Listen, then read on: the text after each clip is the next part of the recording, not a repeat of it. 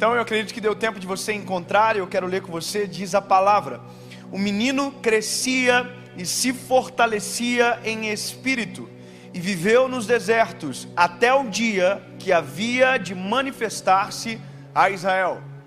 Eu gosto de uma versão que diz: o menino crescia e robustecia no deserto, até o dia de ser apresentado de maneira pública a Israel. Para quem não sabe de quem nós estamos ouvindo falar agora, o nome desse personagem é João Batista. João Batista, que também é chamado o Isaías de Deus, ou também a voz que clama no deserto, e assim mesmo ele se proclamou: eu sou a voz que clama no deserto. E sabe, interessante, porque João Batista nasce condicionado ao ministério de alguém que ainda vai nascer.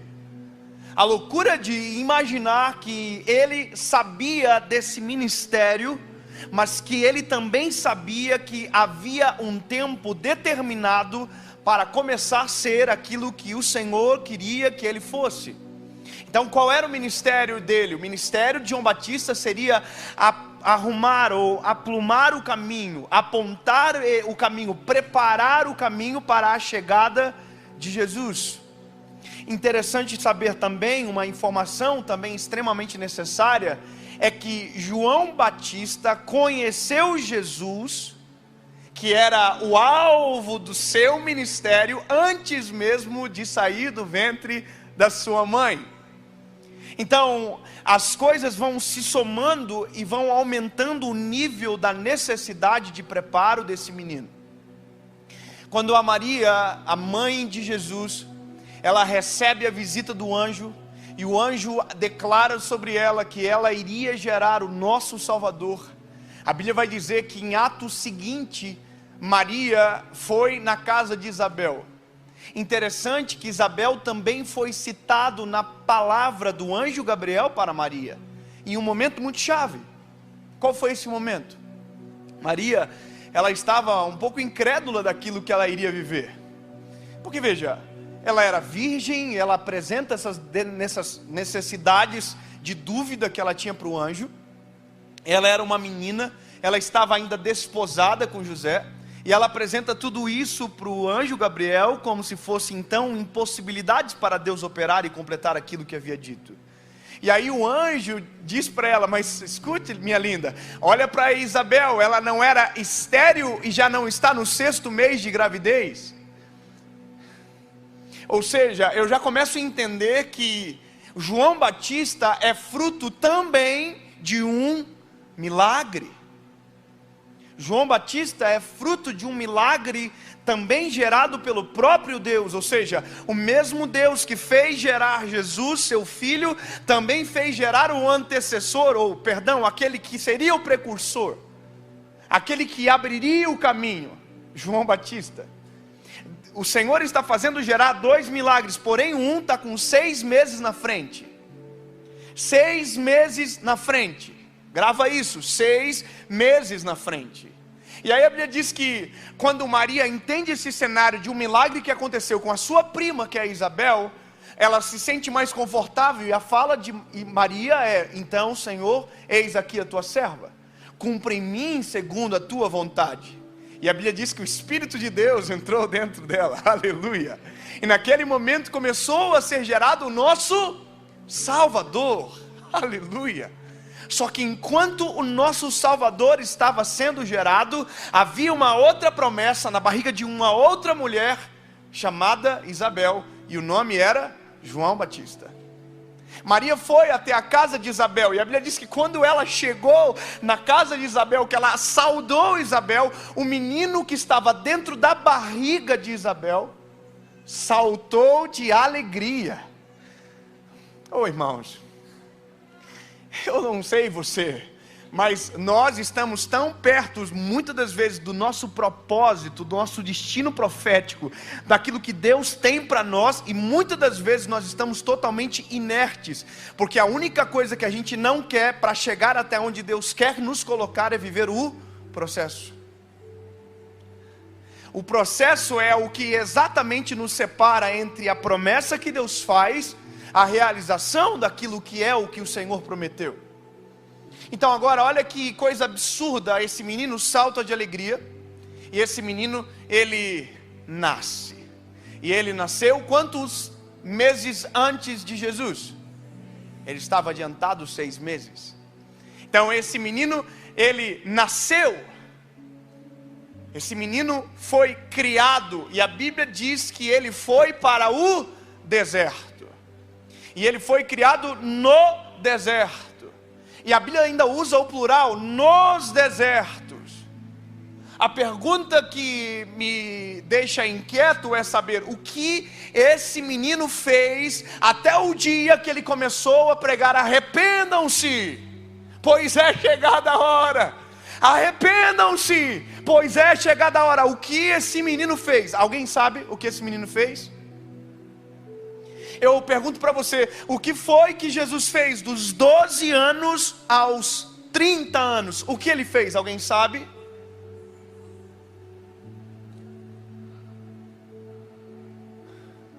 Eu pergunto para você, o que foi que José fez dentre uma idade que ele recebeu a promessa, foi cativo, até o momento que ele se tornou o governador do Egito? O que ele foi? O que ele fez? Então, se você perceber, a maioria das histórias bíblicas onde Deus revelou algo extraordinário, nos é ocultado uma coisa: o processo. Já parou para perceber que eu queria muito saber o que foi que Jesus fez dos 12 em diante? Já pensou que loucura tiver um livro dizendo: olha, Jesus foi para o colégio, e aí Jesus fez isso, e Jesus fazia isso aqui, e, que top, meu Deus, eu queria muito saber, mas não tem o processo. Só tem um momento que Jesus aparece, e o ministério dele já está ativo. E agora João Batista é a mesma coisa. João Batista está no deserto, ele é a voz que clama no deserto. Não, ele só está no deserto, em silêncio, porém no processo. E olha, esse talvez seja o ponto-chave da história desses homens, e a gente não viu absolutamente nada acontecendo, porque o processo é o que justamente forja alguém para viver aquilo que o Senhor deseja. Eu estava me lembrando, eu estava sentado aqui, agora, no lado do bispo, e hoje nós somos amigos. Mas eu me lembro de alguns anos atrás, talvez uns 5 anos atrás, que eu vim pregar em Brasília. E eu me lembro que um pastor que me levou numa pequena igreja para ministrar aqui, ele falou assim: um dia, talvez você vai pregar em igrejas como a Igreja Comunidade das Nações. Falei, uau, que bênção. E aí ele foi falando o nome das igrejas. Tem essa igreja que é uma igreja extremamente relevante, tem essa outra igreja que é extremamente relevante também. E o meu coração, um dia eu vou pregar. E vocês não me viram naquela época, ninguém me conhecia, mas o Senhor que me colocou para viver exatamente aqui, também foi o mesmo que me inseriu naquele processo. Eu fui embora de ônibus de Brasília para Goiânia, porque eu iria pregar em uma outra igreja. E eu me lembro que eu cheguei em Goiânia, eu me lembro como se fosse hoje. Me levaram aonde? Naquele congresso grande do ginásio, da Almadego. E naquela época eu não pregava em lugar nenhum grande. E eu estava lá no meio, e alguém me disse: um dia você vai pregar nesse lugar também. Por que eu estou te falando isso, meu lindo? Porque essa parte da história ninguém conhece. É que dá a impressão que quando nós vemos alguém, Deus honrando, parece que ele chegou agora na história. Quando alguém via João Batista pregando no deserto, com toda a autoridade, a Bíblia diz que as pessoas viajavam para ouvi-lo, parece que ele tinha começado ali naquele momento. Mas ele viveu o processo. E a claridade do que eu quero que você entenda neste lugar é entender o momento da história que você está, e no momento da história que você está, aprender a curtir o momento. E agora é algo extremamente desafiante, porque quando a gente olha processo e destino profético, você vai entender que são realidades totalmente distintas. Já parou para pensar que quando Deus chegou para José, no sonho e de tudo aquilo que ele mostrou, Deus mostrou um destino maravilhoso, mas não mostrou nada, absolutamente nada do processo? Já imaginou se Deus chegasse para José, ao invés de falar, ao invés de mostrar os feixes, o sol, a lua, ele mostrasse para José os irmãos vendendo ele como escravo? Já pensou se ao invés de Deus mostrar para José todas as coisas maravilhosas do que ele viveria, se Deus pegasse e mostrasse para José a mulher de Potifar envergonhando ele dentro daquela casa e fazendo todos pensarem que ele havia tentado alguma coisa contra ela? A pergunta que não quer calar é: se Deus assim o fizesse, você acha que José aceitaria aquilo que Deus queria para ele? Sim ou não? Então peraí. Então eu começo a entender o porquê Deus só nos revela o destino e não nos revela o processo. Eu começo a entender o coração de Deus, por que o Senhor faz o que faz e por que não nos revela. Porque se Deus nos revelasse o processo, nós nunca aceitaríamos a vontade dele sobre nós. Eu sou um pregador do evangelho, sou um evangelista.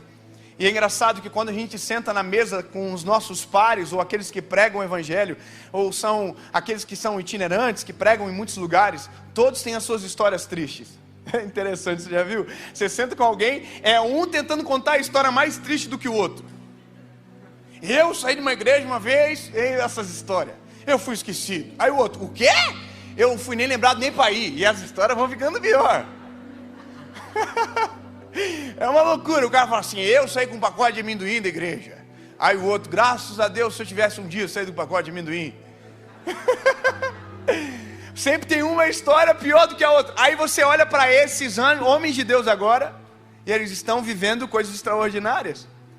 Mas se perguntasse para eles assim: se vocês soubessem de tudo isso, vocês iriam viver? E aqui tem uma chave importante, uma coisa importante. Eles iam dizer sim, por um motivo: porque eles já estão no lugar que Deus quer que eles estejam.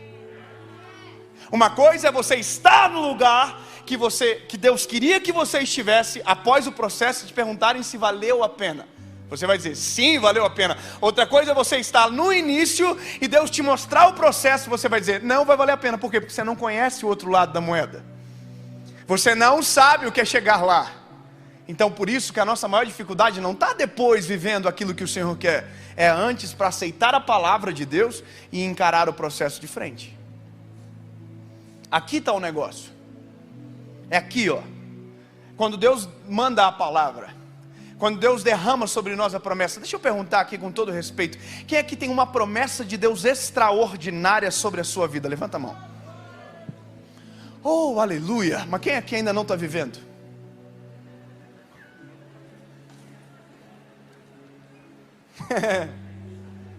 Pergunto para você, será que você acha que você está atrasado?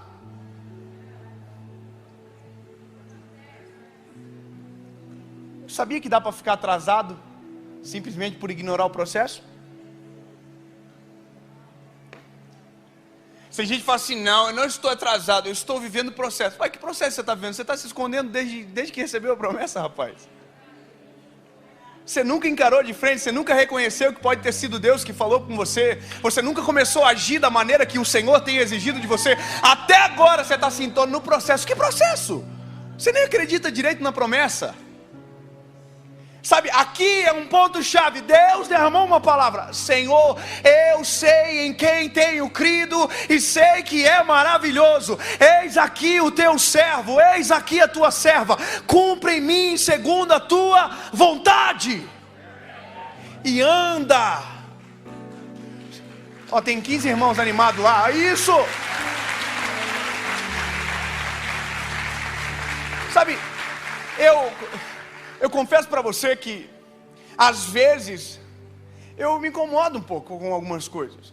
Porque eu não sou pastor de igreja, então eu não tenho muita paciência de um pastor. Eu sou um evangelista, eu sou mais prático. Então, como evangelista, eu não sei dar um conselho igual o bispo vai dar um conselho, vai falar com calminho. Olha, querido. Eu não sei. A pessoa também não é assim? Ah, então é nós dois. Ai, papai, eu não consigo. A pessoa fala assim, olha, Deus mandou eu ir para a direita, né? Aí eu não fui. Sabe o que eu devo fazer? Sabe, ai pastor, Deus mandou eu continuar caminhando e eu não estou caminhando. O que eu devo fazer? Ai, não sei. Não sei. Começa com termina com dando. Andando. Sabe, tem coisa que é tão lógica, mas a gente não quer a lógica, porque a lógica vai nos inserir no meio de um processo. A lógica vai roubar de nós algumas coisas que precisam ser tiradas para que outras sejam colocadas. Sabe, o processo vai tirar arestas de nós. É muito doido isso, irmão. Ontem alguém me perguntou: Dave, como é que eu faço para ouvir a voz de Deus? Oi, ouve? Mas a pessoa diz, mas como assim? Deus está falando o tempo inteiro, e o problema não é a gente não ouvir a voz de Deus. O problema é que a gente não concorda com a voz de Deus. Então a gente não concorda com a voz de Deus, a gente diz que Deus não falou, porque aquela voz não era o que a gente gostaria de ouvir. Sabe, você pergunta assim, com todo respeito: ai Jesus, eu estou querendo namorar aquele menino lá. Aí fala: eu posso namorar com ele? Jesus fala assim: não filha, tem coisa muito melhor para você. Aí você fala assim: ai, quando é que Deus vai falar comigo, né? Por quê? Porque a gente na verdade não quer a voz de Deus, a gente quer o reflexo das nossas vontades na voz de Deus. Então, a gente precisa resolver crises importantes antes de entrar propriamente naquilo que o Senhor deseja. Por isso que o processo é tão necessário para nós. Por isso que quando eu olho para a palavra, eu vejo João Batista tendo isso sobre ele, sabe? O próprio escritor dizendo: o menino crescia, robustecia. Sabe o que é robustecer? É querer ficar robusto. E esse robustecer é algo de dentro para fora. É uma estrutura. Sabe? É algo que cresce de maneira saudável. Por que isso? Porque no momento que ele fosse exposto, isso seria requerido dele: coragem, resiliência, capacidade de suportar sem quebrar, intrepidez. Um cabra pregando: ei, arrependam-se, raça de víbora. Tem que ser cabra macho para pregar uma parada dessa, irmão. Mas João Batista ficou esse cabra, não nasceu esse cabra. Entendeu? Ele virou esse homem. Antes ele era só um menino, mas o deserto transformou ele nessa pessoa. Você imagina a loucura, ele está batizando o povo com água, e aí de repente ele olha assim, ó, a vida inteira esperando por aquele momento. Ele preparou o caminho daquele homem, a vida inteira. De repente ele olha no rio, ele olha assim, no Rio Jordão, e ele olha e ele vê um homem assim. Eu imagino o João Batista aqui já.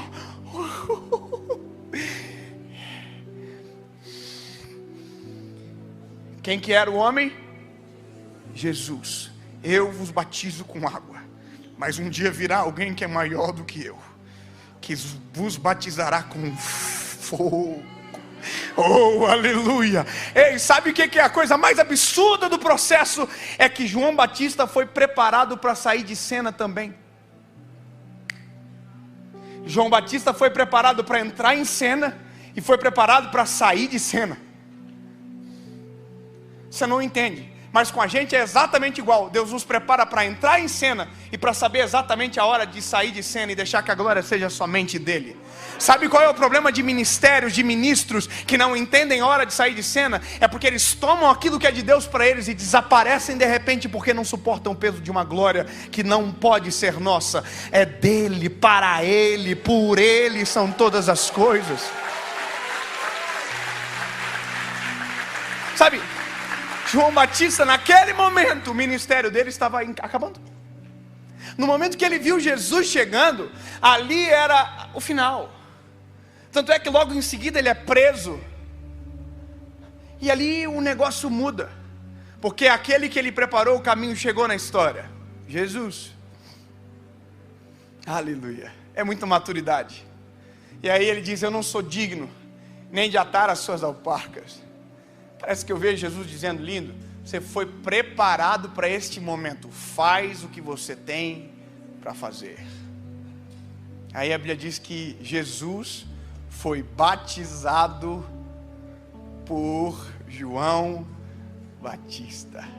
E no momento que havia o batismo acontecendo, a Bíblia diz que uma pomba desceu do céu e ouviu-se uma voz dizendo: esse é o meu filho amado, em quem eu tenho prazer. Aleluia. Imagina João Batista aqui, ó. Ei, é ele, é eu que estou batizando.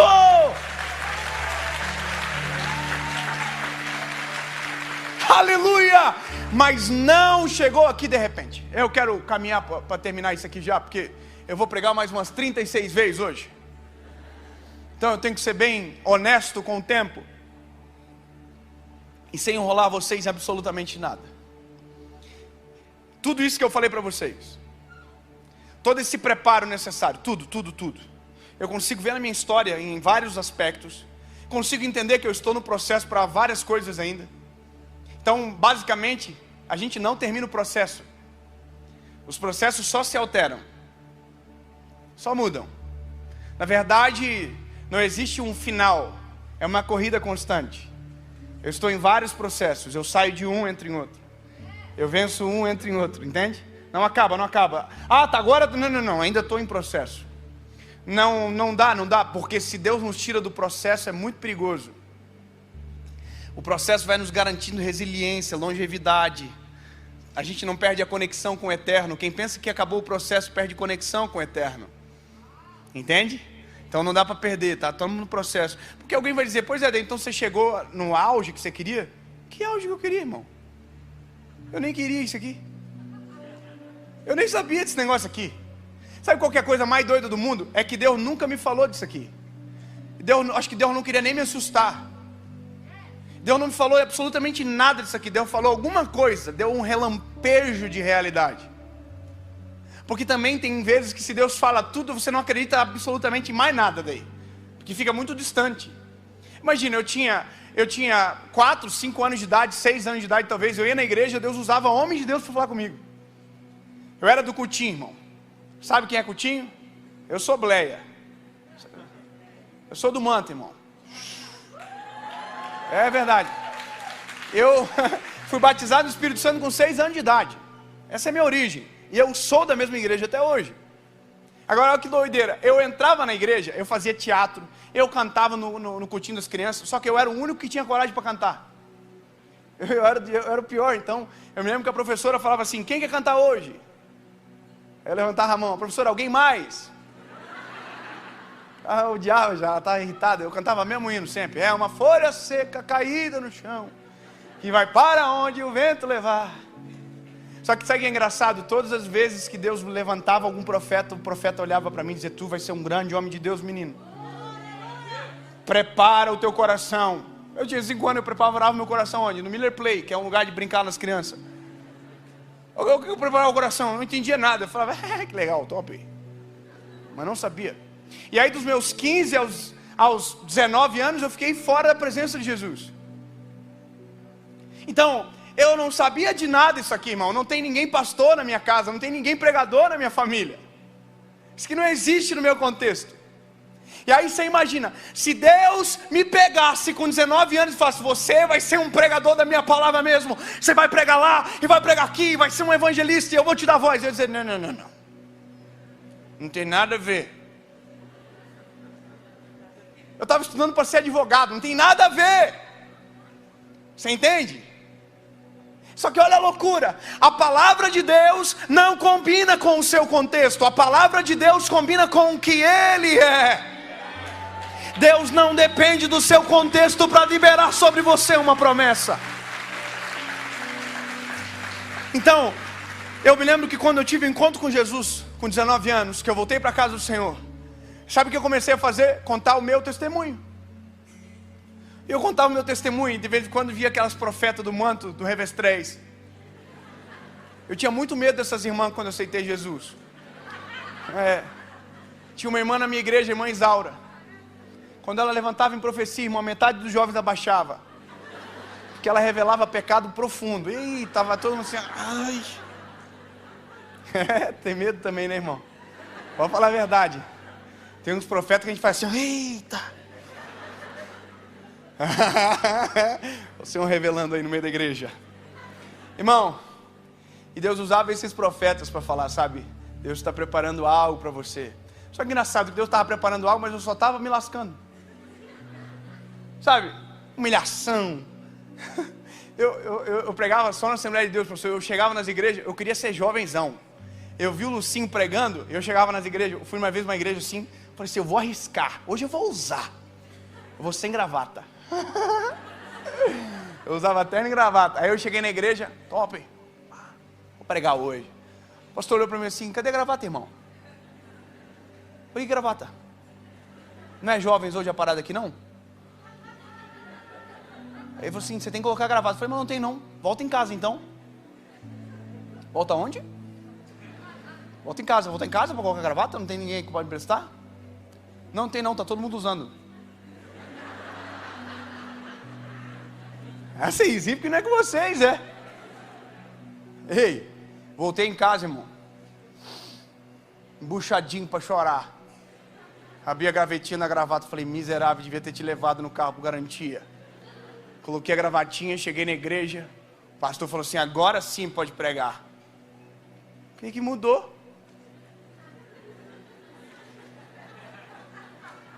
Sabe, eu ficava assim, meu Deus. Uma vez eu fui pregar num lugar, eu estava com a calça levantada assim, ó. Aí o irmão falou do meu lado assim, irmão, tem como baixar a calça, por gentileza?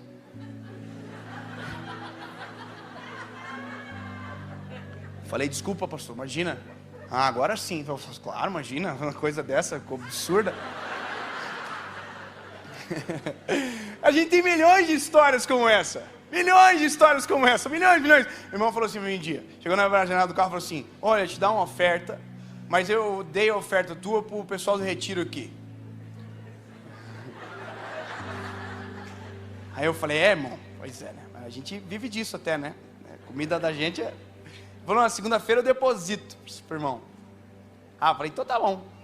Nunca mais chegou segunda-feira. Durante anos, sempre pulava de domingo para terça. Nunca mais chegou. Sabe, eu não estou contando história triste. Eu estou contando só facetas do processo que me tornaram resiliente para muita coisa. Que mostraram verdadeiramente o meu coração. Para mim mesmo, não para as pessoas. Que me forjaram para ver se realmente o que eu queria era pregar o evangelho. Se meu coração não estava nas intenções erradas. E isso é um processo. O processo ele nos testa não para Deus, porque Deus já nos conhece. O processo nos testa com a gente. Você acha que Deus não conhece o seu coração? Você acha que Deus não sabe o que você vai fazer? Então, o resumo de tudo isso, eu tenho 16 minutos para terminar. Tá num... Obrigado, é bom que convido de novo, pode falar de novo. E...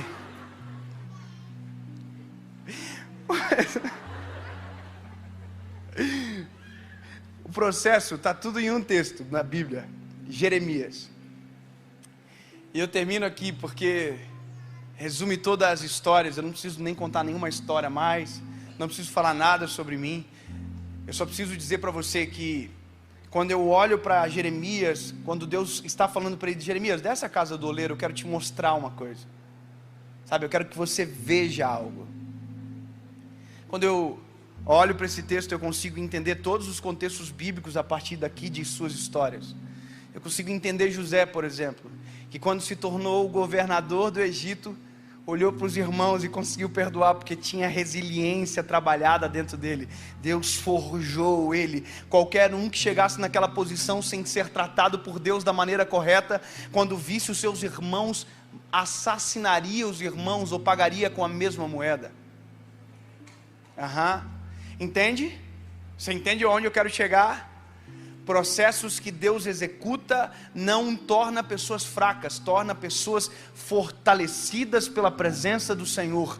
Todas as vezes que Deus levanta alguém e essa pessoa permanece no processo, a longevidade de Deus sobre ele se vê ao longo prazo. A longo prazo. Entende? Jeremias está na casa do oleiro. E quando ele vê a cena, ela é muito clara. A Bíblia diz que o oleiro estava nas rodas, fazendo um vaso de barro. Essa é a ilustração mais incrível, porque lá na frente Paulo vai dizer que nós somos esses vasos de barro. E Paulo também vai dizer, tendo porém tesouro em vasos de barro. O tesouro não é o vaso. O tesouro é o que se coloca dentro do vaso. E a analogia, a paráfrase, ela é linda. Porque quando você vê o oleiro trabalhando com o barro, você entende pela fala que há no texto que o oleiro já está olhando para aquele barro e chamando de vaso.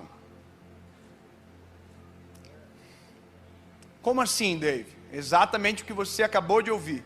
O oleiro está olhando para a bola de barro e já está chamando de vaso. Significa que Deus já te trata desde o início da maneira necessária para que você comece a enxergar em você aquilo que Ele já enxerga em você. Os seus processos sempre são inerentes àquilo que Deus te chama. Tudo que acontece na sua vida, que o pastor Bispo JB falou de fazer sentido, é justamente isso daqui.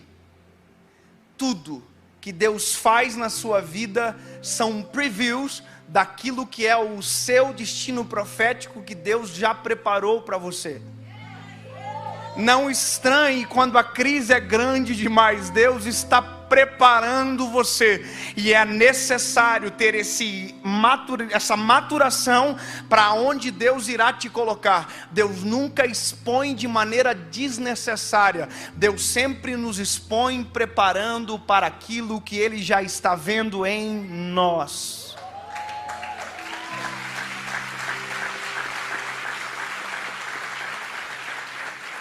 Então, se eu entendo que o Senhor já vê em mim aquilo que eu ainda não sou, eu já tenho que aprender a amar esse homem. E eu tenho que aprender a saber aonde eu devo ficar nessa obra toda. E a Bíblia diz que o vaso fica nas mãos do oleiro.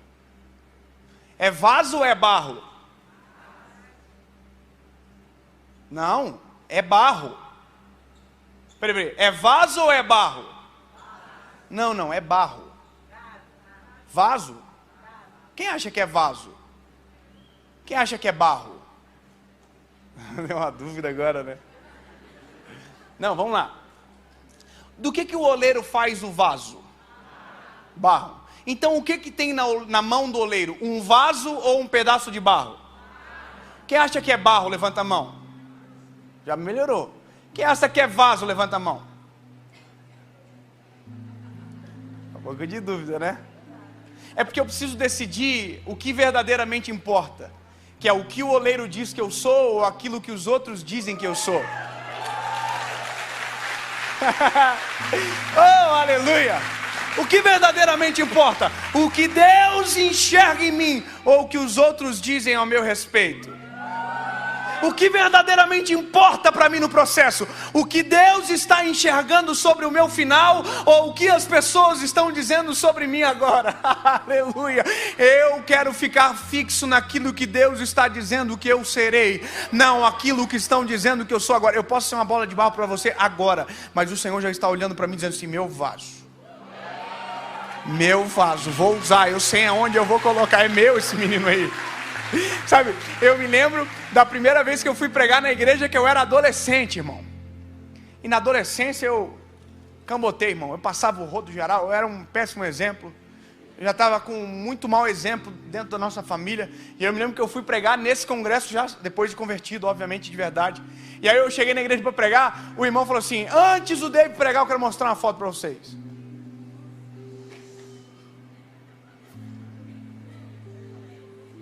Falei, sangue de Jesus tem poder. Ele colocou no quadro assim, no Data Show. Que top, né? Falar Data Show. E aí eu estava na pontinha assim, era a foto do último retiro dos adolescentes que eu participei. Irmão, eu estava magro, mas magro que de frente parecia que estava de lado parecia que tinha ido embora.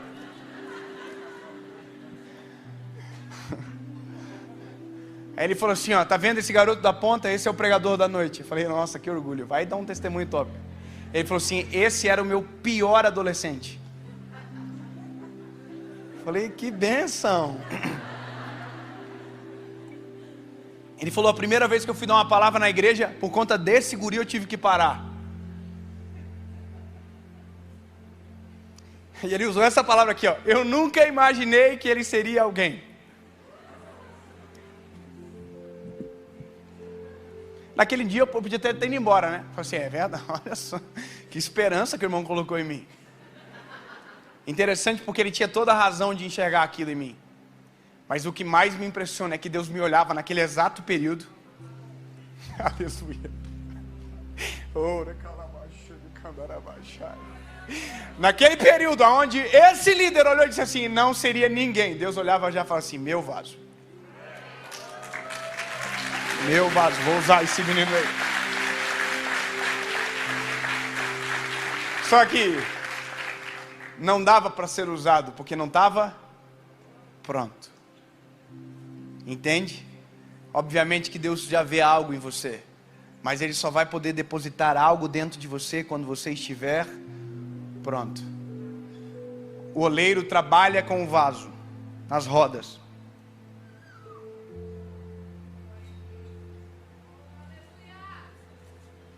O que tem aqui?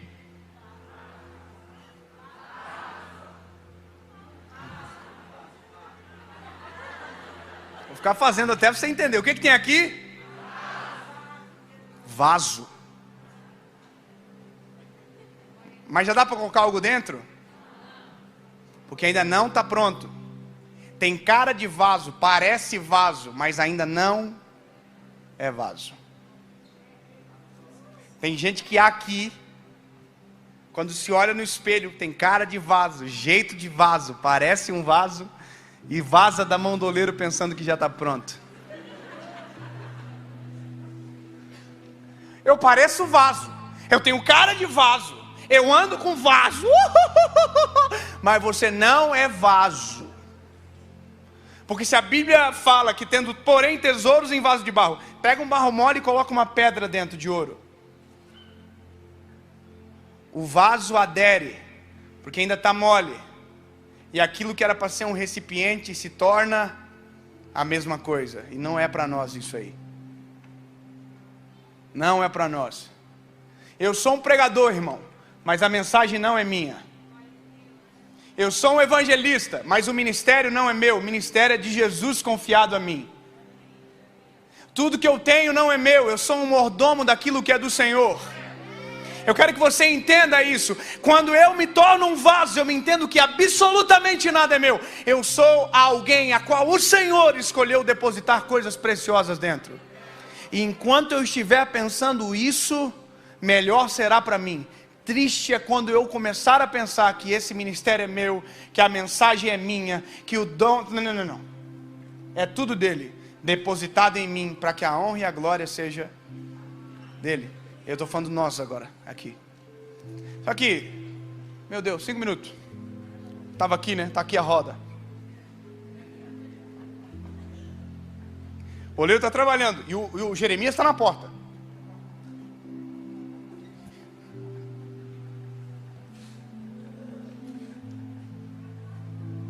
Cara de pregador, parece pregador, mas não é pregador. Eu tinha um amigo meu que trabalhava numa loja de terno na minha cidade. Diz que todo dia chegava algum lá e dizia: eu quero um terno de pregador. Eu quero gravata de pregador. Não adianta colocar roupa de pregador.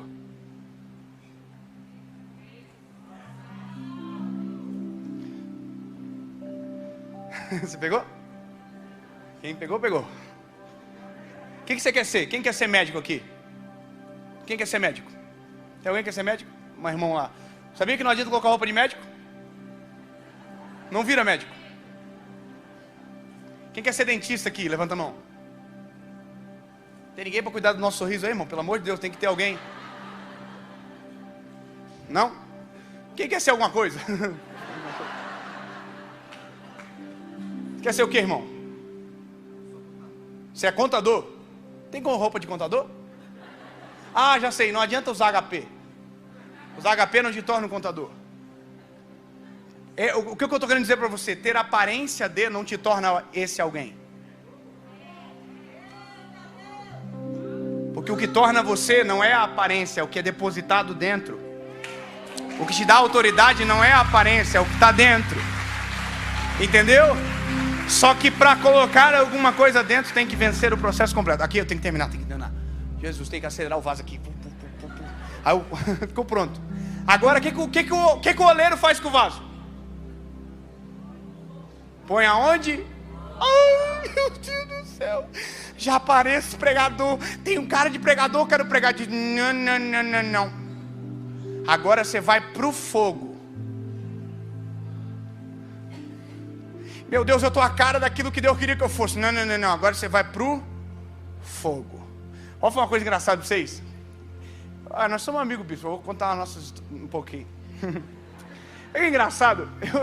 Deus sabe a hora certa de expor a gente aqui. Há 5 anos atrás, se eu tivesse vindo pregar aqui, irmão, eu entraria aqui me pelando de medo. E não é de vocês, não. É do bispo, irmão. Quem que prega bonito igual esse homem? Que fala exegese. Que fala quânticos. É só ele que fala essas paradas no Brasil, irmão. Aí eu tenho uma mensagem simples demais. Como que eu prego na frente desse homem? Aí, irmão, Deus diz, cala a boquinha, não é hora mesmo? Fica no processo. Porque quando você estiver pronto, a sua confiança não vai estar em quem está te ouvindo. A sua confiança vai estar em quem depositou a palavra. Você está entendendo o que eu estou querendo dizer para você? Então hoje, eu olho o bispo, eu sei que ele sabe 1000 vezes mais do que eu. Eu sou mais bonito, mas eu sei que ele sabe muito mais. Só que agora, o que importa não é mais quem sabe mais. Porque agora somos vaso para a mesma função. Para a honra e glória do Senhor, entende? Não é mais aquilo que os outros querem ver ao nosso respeito. Eu fui pregar agora esses dias, depois do Cláudio Duarte. Imagina, irmão. E eu peguei o Cláudio Duarte no melhor dia da vida dele pregando. Até eu estava chorando de rir, irmão. Ele terminou de pregar, o povo... Ai, meu Deus! Prega mais! Eu era o próximo. Irmão, o que eu faço? Eu prego chorando. O Cláudio Duarte, todo mundo rindo. Aí eu subi, irmão. Tem misericórdia de mim. Tu acha que eu vou tentar fazer os outros rir para fazer igual? Mas esse é o risco de quem não está preparado. Tentar reproduzir aquilo que está dando certo para alguém. Sabe? Eu preciso terminar o vaso. E aí? Tirou o vaso, levou pro forno. O forno é aqui, ó.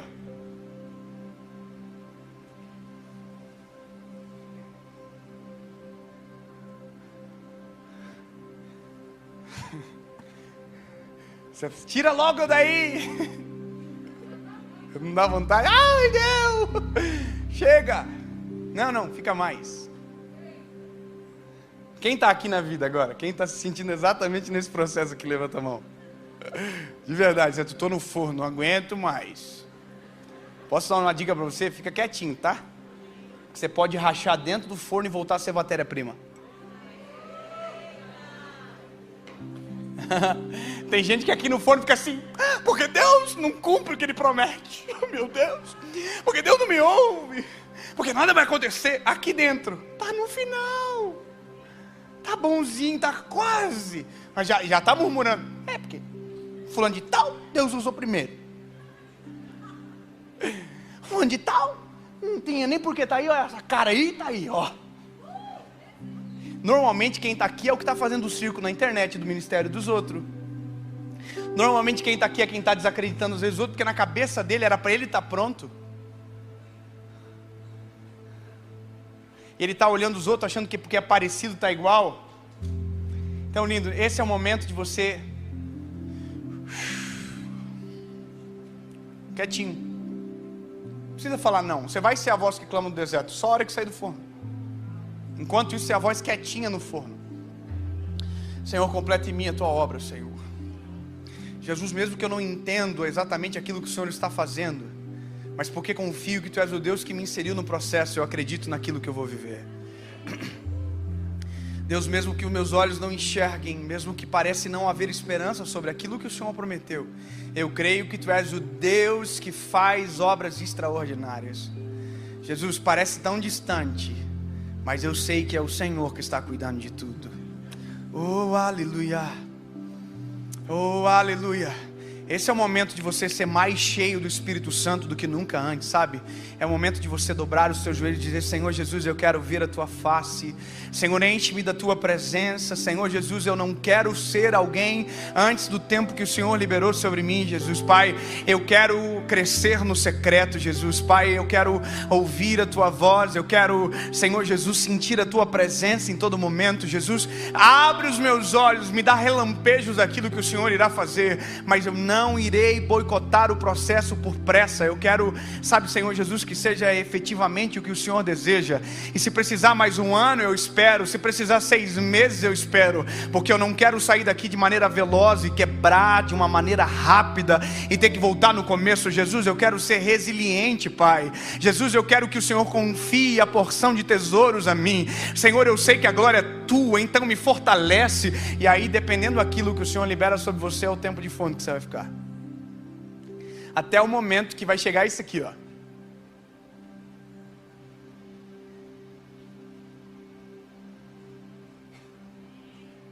Aí você vai sentir um frescor de fora do forno. Tem gente que no frescor acha que já chegou no lugar que Deus queria. Você crê que às vezes a gente acha que já está no destino e está vivendo só o frescor da porta do forno aberta? Aleluia. Oh, aleluia, eu quero crer que eu ainda estou vivendo apenas o frescor da porta aberta e que tem coisas extraordinárias para viver ainda, que tem muita gente para ouvir o Evangelho e que ainda eu irei ainda mais longe. Eu estou falando sobre mim, eu quero que você profetize sobre você. Diga: Senhor, eu ainda estou sentindo o frescor, eu quero sair deste lugar, eu quero viver o que o Senhor deseja. Aí é o momento, aí o Senhor faz isso aqui, ó.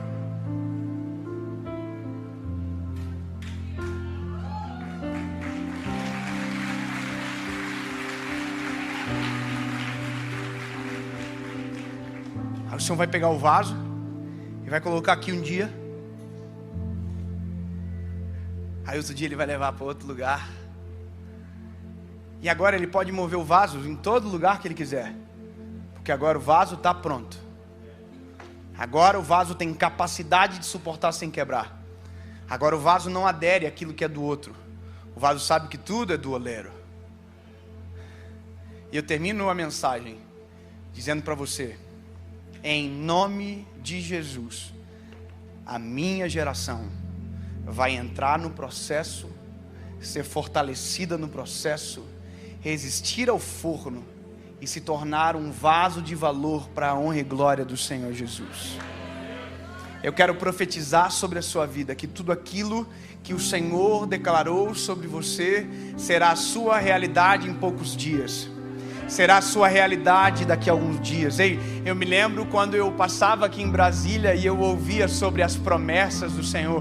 Um dia, meu amigo, você vai pregar. Um dia o Senhor vai te levar a esses lugares. E parecia tão distante. E hoje já é a realidade que o Senhor Jesus colocou para mim. Só que sabe o que é incrível? Ainda existem promessas que não se cumpriram. Oh, aleluia. Há uma canção que diz: porque Ele vive, eu posso crer no amanhã. Enquanto os meus olhos não veem, a minha alma, o meu espírito se preparam para viver aquilo que o Senhor quer para mim. Aleluia. Jesus, eu oro sobre a sua igreja neste momento, Pai. Que possamos respeitar o processo, que possamos entrar na casa do oleiro e sair de lá somente a hora que o Senhor nos autorizar. Oh, aleluia, Jesus. Mesmo que pareça difícil, mesmo que às vezes doa, mesmo que às vezes nos cobre mudanças, Senhor, mas nós não queremos nada além que não seja a Tua vontade. Em nome de Jesus. Amém. Que Deus abençoe.